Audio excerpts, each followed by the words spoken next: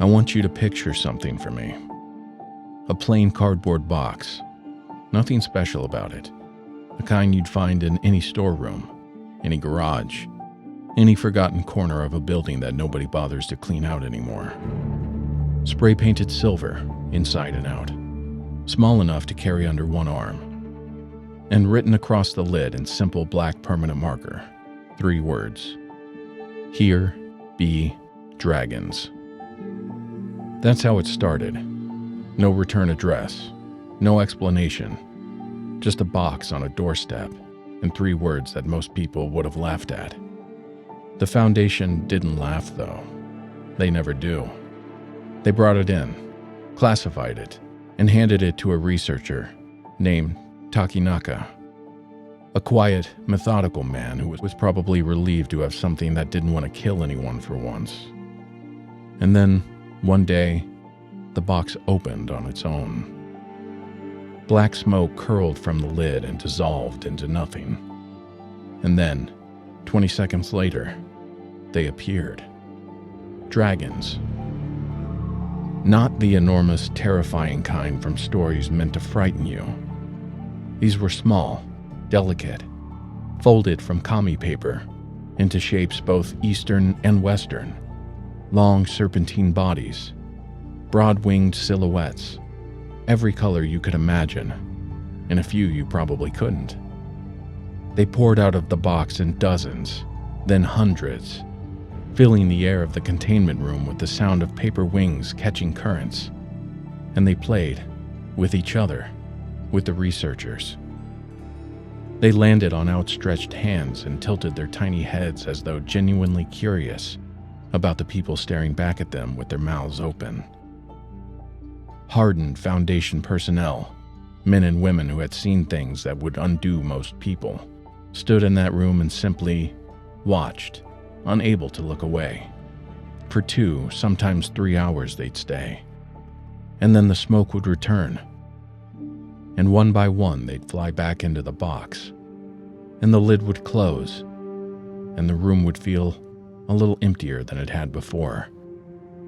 But sometimes when the box closed, a message would be waiting on the lid, carved or written in materials that didn't come from our world. Small notes passed through from the other side, from the place the dragons called fantasy. The first messages were full of warmth. "You have found us," one read. "Thank you. It has been so long since we last saw each other, friends." They spoke as though they knew personnel, as though this reunion had been a long time coming, as though somewhere in the deep, tangled history between their world and ours, there was a relationship so old it had outlasted every civilization that might have remembered it. They asked about the families of the personnel. They said they had missed their company. They called them friends without qualification, without hesitation, the way you would call someone a friend when you genuinely mean it. Takinaka read those early messages the way you would read letters from someone you hadn't realized you'd been waiting to hear from. And then, slowly, the tone began to change. The dragons started coming back hurt. Wings torn, numbers smaller. Some of them not coming back at all. The messages grew quieter, heavier, less like letters between old friends, and more like dispatches from somewhere that was running out of time. Something was happening in fantasy. Other creatures, species that had long resented the bond between dragons and humanity, who saw that ancient closeness as something shameful, had gone to war against them. And the dragons, for all their grace and wonder, were losing. The Foundation tried to help, tried to send things back through the box. Every attempt failed. The box only gave. It did not receive.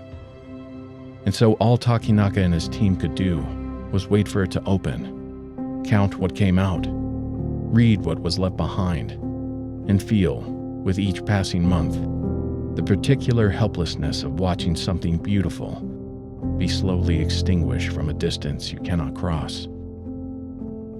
The Foundation called it the Jabberwocky event. It lasted nearly a year. 17 messages retrieved from the lid of a cardboard box, each one a little shorter, a little more frightened than the one before. Then finally, the 18th was the last one. It came written on a papyrus scroll, alongside a painting. A mountainous landscape of extraordinary beauty, vast trees, waterfalls catching light. A sky so open it made you ache to look at it. And there, small in the far corner of the painted world, a single dragon with its wings spread wide, flying away towards something the painter had left undrawn. In the bottom right corner, in careful ink, the final message. Master says we won't see you again. We are sad. So are the remaining others. We once filled each other's heads with dreams and goals. It's so sad we cannot share them any longer. Master says we have to go. He says he will make us a new fantasy. He says you cannot be a part of it. We are sad. We love you. We will not forget you. We are scared. Will you forget us? When Takinaka lifted the scroll from the lid, salt water began seeping from the seams of the box, slowly, steadily, the way something cries when it is held in for too long. The burn marks healed, the damage undid itself, and the words on the lid rearranged letter by letter into something new. Here were dragons. The box sits in Takinaka's office now, quiet, neutralized. Beside it, 3 small paper dragons that didn't make it back in time. He kept them. The file doesn't say why, but you don't really need it to. What the Foundation never determined, what the file leaves open, unresolved like a question asked softly in an empty room, is whether fantasy survived, whether the dragons found their new world, whether somewhere, in some place, our instruments can't reach. Small paper creatures are flying through skies we'll never see, still thinking about us. They came back to us because they remembered, from before recorded history, from a time when the world was wider and stranger, and there was still room in it for things like dragons and the people who believed in them. We forgot them first. And when they finally found their way back to us, through a silver cardboard box with 3 words on the lid, we were just barely in time to say goodbye.